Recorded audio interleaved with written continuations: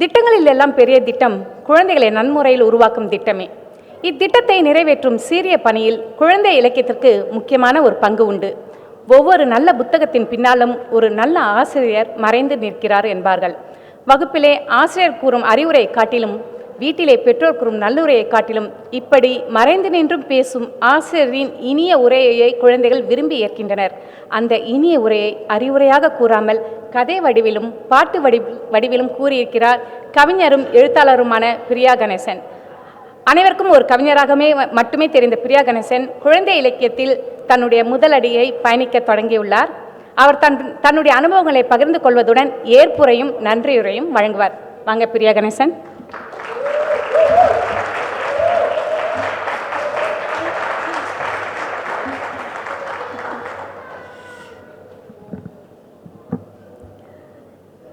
எனக்கு கொஞ்சம் அமைதிப்படுத்திக்கிறேன்.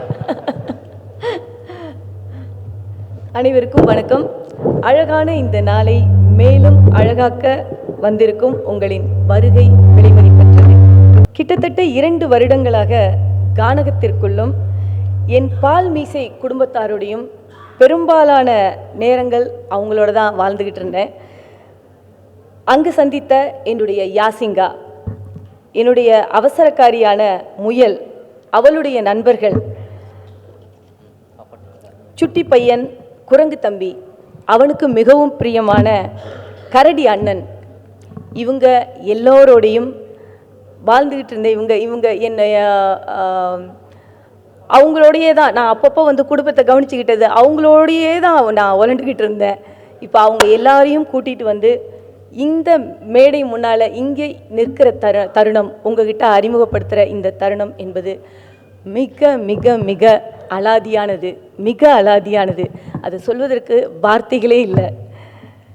என் அழைப்பை ஏற்று இங்கு வந்திருக்கும் திரு அழகிய பாண்டியன் அவர்கள், டாக்டர் காவேரி அவர்கள், திரு ஜெகன் அவர்கள், திருமதி ராணிகண்ணா, திருமதி கலா ராஜேஷ் கண்ணன், அன்பழகன் ஐயா, திலகவதி அம்மா, பிச்சினிக்காடு இளங்கோ அவர்கள், தமிழ் துணைப்பாட அமைப்புகளைச் சேர்ந்த பயிற்றுவிப்பாளர்கள் மற்றும் அன்பிற்குரிய உங்கள் அனைவருக்கும் மீண்டும் என் நன்றி. நேற்று வரையும் எனக்கு ஒன்றும் தெரியல, ஆனால் இப்போது இங்கே எங்கள் அம்மா அப்பாவை நான் ரொம்ப மிஸ் பண்ணுறேன். அவங்களால வர முடியல.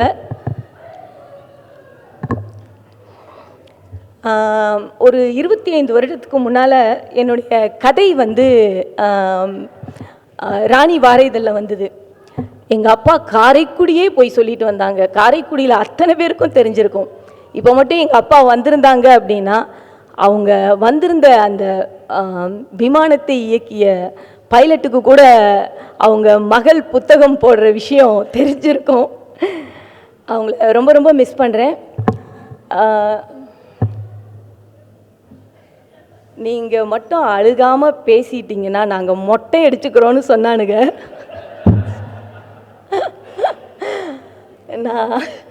நான் நிஜமாகவே ரொம்ப கான்ஃபிடென்ட்டாக இருந்தேன். என்னோடய மகன் மூத்தவர் வந்து சொன்னார் 100 வெள்ளி தரேன்னு. ஆனால் இப்போ வந்து நம்ம மேலே வரும்போது சின்னவரும் சொன்னார். சின்னவர் வந்து கூந்தலை அவ்வளவு பார்த்துக்கக்கூடியவர். அவரே சொன்னார், அம்மா நீங்கள் மட்டும் அழுகாமல் பேசினீங்கன்னா நான் மொட்டை அடிச்சுக்கிறேம்மா அண்ணனோட சேர்ந்து அப்படின்னு. சரி, அவங்களோட முடியை நான் காப்பாற்றிட்டேன். என்ன சொல்ல வந்தேன், இன்னொரு முக்கியமான நபரை நான் ரொம்ப மிஸ் பண்ணுறேன். என்னுடைய அக்கா புவனா, என்னுடைய பெரியப்பா மகள், என்னுடைய நெருங்கிய தோழி. இப்போ இருந்திருந்தால் அவங்க இங்கே இருப்பாங்க. அவங்க ஒரு அந்த ஆன்மா வந்து நிச்சயமாக இங்கே இருந்து இதை பார்த்துட்ருக்கோம் அப்படின்னு நான் நம்புகிறேன். சரி, இப்போ வந்து கவிதைகளோடு பயணித்து கொண்டிருந்த நான் சிறார் இலக்கியம் பக்கம் சென்றது பற்றி நான் பகிர்ந்துக்க விரும்புகிறேன். திரு ஆனந்தக்கண்ணன் அவர்களின் ஏகேடி நிறுவனத்தில் சிறார்களின் தமிழ்மொழி பயிற்றுவிப்பாளராகவும் கதை சொல்லியாகவும் ஒரு 1.5 வருட காலம் பணியாற்றியிருக்கேன். அந்த சமயத்தில் என்னுடைய மூத்த மகன் விஷ்ணு பாலியில் ஏர்லி சைல்ட்ஹுட் படிச்சுட்டு இருந்தார். முதல் வாரம் எப்படியோ நான் போய் கதையை சொல்லிட்டேன். அப்போ தான் தெரிஞ்சுது எனக்கு கதை சொல்ல மட்டும் இல்லை, எனக்கு குழந்தைகளுக்கான மொழியே கூட தெரியல. ஆனால் அவர் வந்து வீடியோலாம் எடுத்துகிட்டு இருப்பார், குழந்தைகிட்ட பேசுகிற மாதிரி. அவர் ஒரு ஆசிரியருக்கு படிக்கிறார் இல்லையா.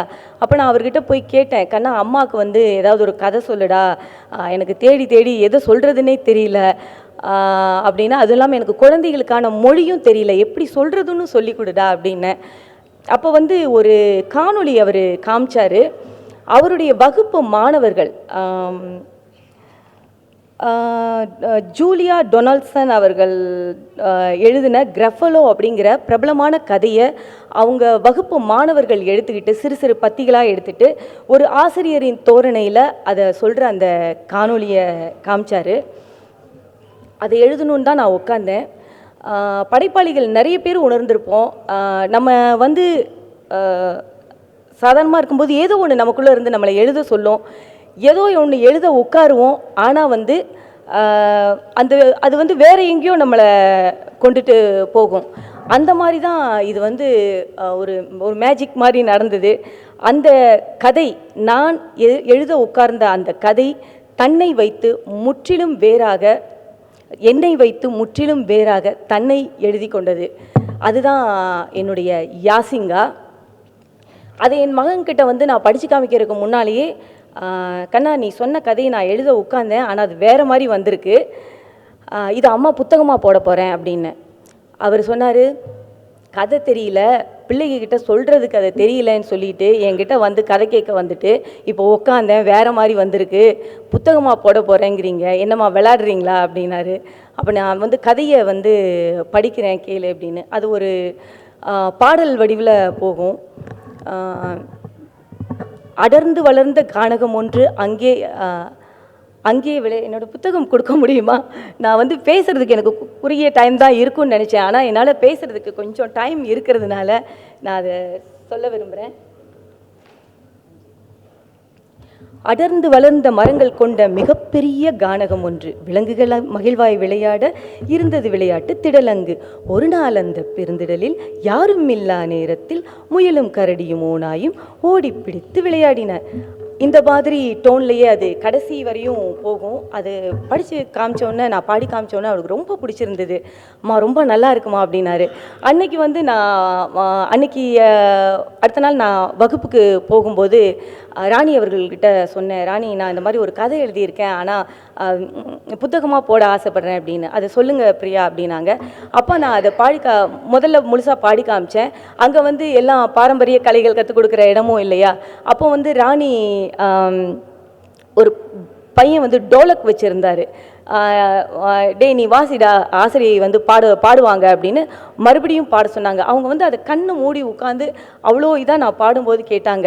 அவங்க சொன்னாங்க, பிரியா என்னால் வந்து அப்படியே உள்ள பயணிக்க முடியுது, நீங்கள் சொல்கிறதெல்லாம் வந்து என்னால் பார்க்க முடியுது அப்படின்னு சொல்லி சொன்னாங்க. மகன் நல்லா இருக்குன்னு சொன்னதே என்னோட முதல் வெற்றியாக இருந்தது.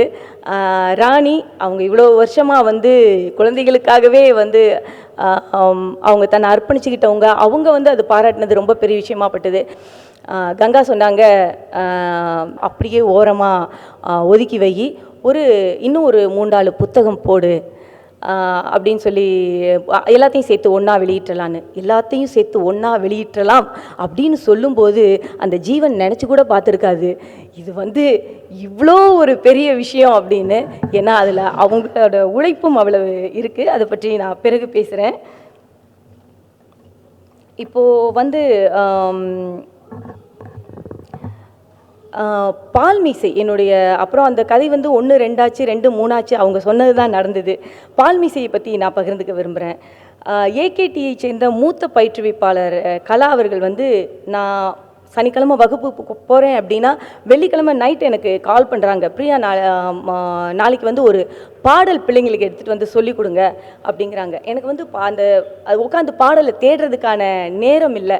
அதுவும் இல்லாமல் பாடல் அப்படிங்கும்போது இசைக்கு எழுதுறதுல வந்து எனக்கு ரொம்ப விருப்பம் இருக்குது. சரி நேரம் இல்லை, அடுத்த நாளும் சமைச்சு வச்சுட்டு கொடுக்கணும்னு ஓடணும் வகுப்புக்கு, அதனால் நம்மளே எழுதிடுவோம் அப்படின்னு தோணுச்சு. அப்போது வந்து சமையலறையில் மணக்க மணக்க சுட்டெடுத்தது தான் என்னுடைய மொறு மொறு தோசை அப்படிங்கிற பாடல். அதுதான் வந்து என்னுடைய பால்மீசையில் வந்து முதல் பாடலாக வந்திருக்கும். இப்படித்தான் கவிதைகளோடு மட்டுமே பயணித்து கொண்டிருந்த என்னை சிறார் இலக்கியம் வந்து அரவணைத்து கொண்டது. அதுக்கு தளமாக இருந்தது வந்து ஏகேடின்னு தான் நான் சொல்லுவேன். அதனால தான் அவங்களுக்கு அந்த புத்தகத்தை அவங்க முதல்ல வாங்கணும் அப்படின்னு நான் ஆசைப்பட்டேன். என்னுடைய மகன் பகிர்ந்து கொண்ட அந்த காணொளி அதுதான் வந்து எனக்கு ஒரு புதிய பாதையை காட்டியது. அதற்காக என் அன்பு மகன் விஷ்ணுவிற்கு 1000 1000 1000 முத்தங்களோடு என்னுடைய நன்றியை தெரிவிச்சுக்கிறேன். அது மட்டும் இல்லை, இந்த நிகழ்ச்சிக்கு வந்து காணொளிக்கு புகைப்படங்களுக்கு அவர் தான் ஸ்பான்சர். அதுக்காகவும் என்னுடைய நன்றி. அடுத்ததாக என்னுடைய நூல்கள் பயணத்தில் பங்கு கொண்டவர்கள் பற்றி நான் இங்கே சொல்ல விரும்புகிறேன். இந்த நூல்களுக்கான பணிகளில் என் மகன்கள் விஷ்ணு, விக்னேஷ் இருவரின் பங்களிப்பும் இருக்குது. அதனால் என்னுடைய நன்றியை தெரிவிச்சுக்கிறேன். தேங்க்யூ வினுமா, தேங்க்யூ டி அப்புக்குட்டி. என் மகன்களின் தொடக்கப்பள்ளி ஆசிரியை திருமதி தஸ்வீனா அவர்களின் சிறு பங்களிப்பும் இருக்குது. அவங்க ரொம்ப வருத்தப்பட்டாங்க, நான் வந்து உங்களுக்கு அவ்வளோவா ஒன்றுமே செய்யலையே அப்படின்னு. நீங்கள் செய்த வரையும் அது பெரிய விஷயந்தான் ஆசிரியை. நீங்கள் வந்து இங்கே ரொம்ப ரொம்ப ரொம்ப ஆர்வமோட முன்னாள் மாணவன்களின் அம்மா புத்தகம் வெளியிட போகிறாங்க அப்படின்னு ரொம்ப ரொம்ப ஆர்வமோடு வந்திருக்காங்க. ரொம்ப பெரிய விஷயம் ஆசிரியை, மிக்க நன்றி. சிஹெச்ஐஜே கலாக் தொடக்கப்பள்ளியைச் சேர்ந்த செல்வி கிருஷ்ணன் அவர்களுக்கு நன்றி. நிறைய உதவிகள் செய்திருக்காங்க, ஆனால் அவங்களால இப்போ வர முடியல. ரொம்ப நன்றி செல்வி. தோழி கங்காவிற்கு அடுத்தபடியாக என் நூல்கள் குறித்து நான் அதிகம் பகிர்ந்து கொண்டது வந்து தோழி ஹேமா. அவர்களுடைய ஆலோசனைக்கும் தகவல்களுக்கும் மிக்க நன்றி. நன்றி ஹேமா. நூல்கள் அப்படின்னு சொன்ன உடனே அழகு நிலாவும் அவங்க அந்த கிரிம்சன் எர்த் பப்ளிகேஷனை சேர்ந்த விஜய் ஆனந்த் அவர்களும் தான் எனக்கு ஞாபகம் வந்தாங்க. நிலாவும் எனக்கு நிறைய தகவல்கள், அவங்க 2 பேருமே எனக்கு நிறைய தகவல்கள் கொடுத்து உதவி இருக்காங்க. நன்றி நிலா. நிலா நிலா நன்றி நிலா. விஜய் ஆனந்த் அவர்கள் வந்திருக்காரு. நன்றி சார், மிக்க நன்றி சார். அடுத்ததாக என் நூல்களுக்கான வடிவமைப்பு மற்றும் ஓவிய ஒருங்கிணைப்பாளர் ஜெட்ஸ் எடியூடெக் நிறுவனத்தைச் சேர்ந்த திரு ஜோசப் அவர்கள். அவருடைய ஒத்துழைப்பை மட்டும் நான் சொல்கிறது அப்படின்னா நான் ஒரு 10 நிமிஷம் 15 நிமிஷமாவது முழுசாக பேசணும். நான் எதுலேயுமே வந்து என்னை வந்து சமாதானப்படுத்திக்கல. எனக்கு படங்கள் இப்படி தான் வேணும், இப்படி தான் வேணும். அவங்க வந்து ஒரு பணிப்பெண் இதில் வேண்டாம், எனக்கு அம்மா மாதிரி வேணும் அப்படிங்கும்போது அவங்க போட்டிருக்க சுடிதாரில் டிசைனை கொஞ்சம் கூட்டினார். கழுத்தில் செயின் வேணும்னு சொன்னேன், தோடு வேணும்னு சொன்னேன். நான் வந்து இந்த மாதிரி இந்த ஒரு விஷயம் இல்லை, இந்த படங்களில் வந்து அவ்வளவு மாற்றங்கள். எனக்கு வந்து பொறுமையாக அத்தனையும் பண்ணி கொடுத்தாரு. உண்மையிலே அந்த மனிதன் வந்து தெய்வம். அவ்வளோ விஷயங்களில் அவர் ஒத்துழைப்பு கொடுத்ததுனால தான் வந்து இவ்வளவு சிறப்பாக வந்து எல்லாமே வந்திருக்கு அப்படின்னு நான் நினைக்கிறேன்.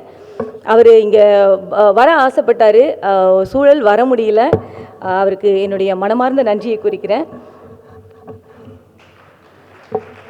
அடுத்ததாக நன்றி என்ற ஒற்றை வார்த்தையில் கடந்து போக முடியாத மிக முக்கியமான 3 நபர்கள் பற்றி பகிர்ந்துக்க விரும்புகிறேன்.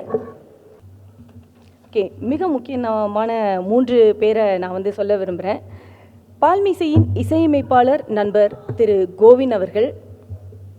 நட்புக்காக அவர் செய்த இந்த உதவி வந்து மிக மிக மிக பெரிய விஷயம். கோவின் எங்கே இருக்கீங்க? ரொம்ப ரொம்ப ரொம்ப ரொம்ப பிஸியான ஒரு பர்சன். கால்களில் சக்கரத்தையும் முதுகில் வந்து ரெக்கையும் கட்டிக்கிட்டு கால்கள் ஓயும் போது பறந்துக்கிட்டும் ரெக்கைகள் ஓயும் போது சுழண்டுக்கிட்டும் தெரிகிற ஒரு முக்கியமான ஒரு பர்சன். ஆனால் வந்து இந்த இசைப்பணி என்பது மிக மிக அதிகமான நேரத்தை விழுங்கக்கூடிய ஒரு விஷயம். இசையமைச்சது மட்டும் இல்லை, நீங்கள் யூடியூப்பை பார்த்தீங்க, ஒரு வீடியோ பார்த்தீங்க, அந்த காணொளியை வந்து காணொளிக்கான அனைத்து இதையும் அந்த காணொளியை செய்தது அவர் தான், அனைத்து காணொளிகளையும் செய்தது அவர் தான். பால்மிசைக்கான அவருடைய உழைப்பு சாதாரண விஷயம் இல்லை. முக்கியமாக அவங்களுடைய குடும்பத்தினர் அவங்களுக்கு நான் வந்து நன்றி சொல்ல கடமைப்பட்டிருக்கேன். அவங்க அந்த ஸ்பேஸை கொடுத்ததுனால தான் அவரால் இவ்வளவு வேலையை வந்து ஒரு குறுகலான நேரத்தில் செய்ய முடிஞ்சது. முக்கியமாக திருமதி லோகேஷ் கோவின், மிக்க மிக்க நன்றி. ஐஷுக்கு நன்றி, அம்மாவுக்கு நன்றி, எல்லாருக்கும் நன்றி. கோவின், மிக்க மிக்க நன்றி கோவின். சென்னையில் இருக்கும் என்னுடைய தோழி ஓவியர் தாரிணி பாலகிருஷ்ணன் வந்து இதில் ஒரு பாட்டு பாடணும் அப்படின்னு நான் ஆசைப்பட்டேன். அதற்கும் கோவிந்த் ஏற்பாடு பண்ணார். சென்னையில் பாடல் பதிவுக்கு உதவி செஞ்சவங்க வந்து கோவிந்தோடைய நண்பர்கள் திரு சதீஷ் மற்றும் அவரின் உதவியாளர் திரு சச்சின். இவங்களை தனிப்பட்ட முறையில் எனக்கு தெரியாது. ஆனால் வந்து ஸ்டுடியோலாம் அவங்க அரேஞ்ச் பண்ணி அவங்க வந்து கோவிந்த்காக எனக்கு இந்த உதவியை செஞ்சாங்க. அவங்க 2 பேருக்கும் திரு சதீஷ் மற்றும் திரு சச்சின் அவர்களுக்கு என்னுடைய நன்றியை தெரிவிச்சுக்கிறேன்.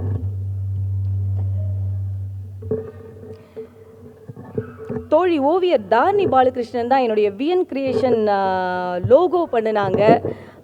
அவங்க என் அருமை தோழிக்கு வந்து என்னுடைய மனமார்ந்த நன்றி. ஒரு பாடல் பாடி கொடுத்துருக்காங்க, எனக்கு லோகோ பண்ணாங்க. அவங்க இசை விஷயத்தில் வந்து அவங்க எழுதும்போது நான் ஒரு மெட்டோடு தான் வந்து எப்போவும் ஒரு பாடல் எழுதுவேன். என்னுடைய மெட்டு வந்து மாற்றி தான் ஆகணுங்கிற விஷயத்தை வந்து கோவிந்த் மாற்றினார். என்னுடைய சிங்க நடனம்லாம் அப்படியே அதே மெட்டு, அதே மாதிரி அதே மெட்டில் வந்து பாடல்கள் இருக்குது. அந்த எழுதும்போது வந்து அவங்க எனக்கு தாரிணி பாலகிருஷ்ணன் அவங்களோட மெட்டை வந்து பற்றி பேசிட்டு தான் நான் அவங்ககிட்ட இது பண்ணேன். அவங்களுடைய உதவி இதில் ரொம்ப இருக்குது, மன்னிக்கணும்.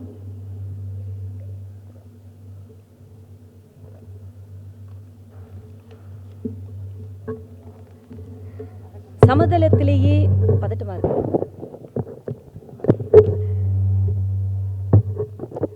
சமதளத்திலேயே நடைப்பயிற்சி இல்லாத ஒருத்தர் வந்து ஒரு மிகப்பெரிய மலை ஏற்றத்தை வந்து ஏற ஆரம்பித்தா எப்படி இருக்குமோ அப்படி தான் இருந்தது என்னுடைய இந்த நூல்களுக்கான பயணம் அப்படிங்கிறது. ஆனால் அந்த அடிவாரத்தில் இருந்து நான் இந்த உச்சியை வந்து அடையும் வரை எனக்கு மிகப்பெரிய பக்கபலமாக எந்த நிலையிலும் என் கைகளை விட்டு சற்றும் நழுவாத மிக வலுவான பற்றுக்கோளாக இருந்தது வந்து என்னுடைய கங்கா, என் பிரியமான தோழி. சற்றுமுன் சொன்னது போல நன்றி என்ற ஒற்றை வார்த்தையால் உன்னை கடந்து போயிட முடியாது கங்கா. உன்னை பேரன்போடு கட்டி அணைத்துக் கொள்கிறேன் தோழி. மிக்க மிக்க நன்றி. என்னது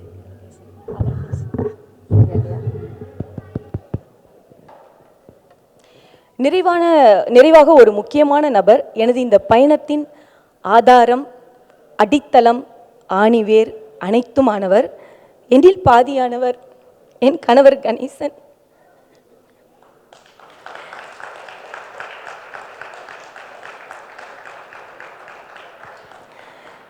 கதைகளை எழுதுனதுதான் நான், ஆனால் அதை புத்தகங்களாக கொண்டு வர அனைத்து முயற்சிகளும் எடுத்து என்னுடைய பெரும் கனவை நினைவாக்கி இன்று என்னை இங்கு கொண்டு வந்து நிறுத்தியிருப்பது அவர்தான். என்னுடைய வாட்ஸ்அப் ஸ்டேட்டஸில் வந்து நான் பல வருடங்களாக வைத்திருக்கும் என் கணவருக்கான வரிகளை வந்து நான் இங்கே பகிர்ந்துக்க நினைக்கிறேன். ஏந்திய என் கரங்களில் பெரும் கருணை கொண்டு உன் பேரன்பை இட்டான் இறைவன். ஏந்திய என் கரங்களில் பெருங்கருணை கொண்டு உன் பேரன்பை இட்டான் இறைவன். இதுதான் என் கணவருக்கான அந்த வரிகள். அந்த பெருங்கருணைக்காரனுக்கும் என் பேரன்புக்காரனுக்கும் நான் ஆயுள் முழுவதும் நன்றி சொல்ல கடமைப்பட்டிருக்கேன். Thank you daddy, thank you so much daddy, thank you daddy. அடுத்ததாக இந்த நூல் வெளியீட்டு நிகழ்விற்காக உதவியவர்கள் என் அன்புக்குரிய நண்பர்கள் யாழிசை மணிவண்ணன், திருமதி சுபா, மதிக்குமார் தாயுமானவன் மற்றும் திரு வாலி அவர்கள். இங்கு புத்தக விற்பனை, இங்கே மேடை நிகழ்வுகளுக்கு உதவி கொண்டு இருக்கும் தோழமைகள் அனைவருக்கும் நன்றி. நூல்கள் வெளியீட்டிற்கு இடவசதி அளித்து உதவிய தேசிய நூலக வாரியத்திற்கும் அனைத்து ஏற்பாடுகளையும் செய்து உதவிய தேசிய நூலக வாரியத்தின் தமிழ் பிரிவின் நிகழ்ச்சி ஒருங்கிணைப்பாளர் திருமதி நிர்மலா அவர்களுக்கும் நன்றி. மீண்டும் விழாவை சிறப்பித்த உங்கள் அனைவருக்கும் மிக்க மிக்க நன்றி. ஜிடி மணி, கடைசியாக வந்துட்டீங்களா? மிக்க நன்றி, மிக்க நன்றி. குழந்தைகள் மட்டும் இல்லை, ஒரு குழந்தைகளுக்கான புத்தகத்தை கையில் எடுக்கும்போது பெரியவர்களும் ஒரு குழந்தையாக மாறிடுவோம். என்னுடைய புத்தகங்களை கையில் எடுக்கும்போது அந்த குழந்தை தன்மையை நீங்கள் உணர்ந்தீங்கன்னா அதுதான் என்னுடைய வெற்றி. மீண்டும் எனது மனம் நிறைந்த நன்றியை கூறிக்கொண்டு விடைபெறுகிறேன்.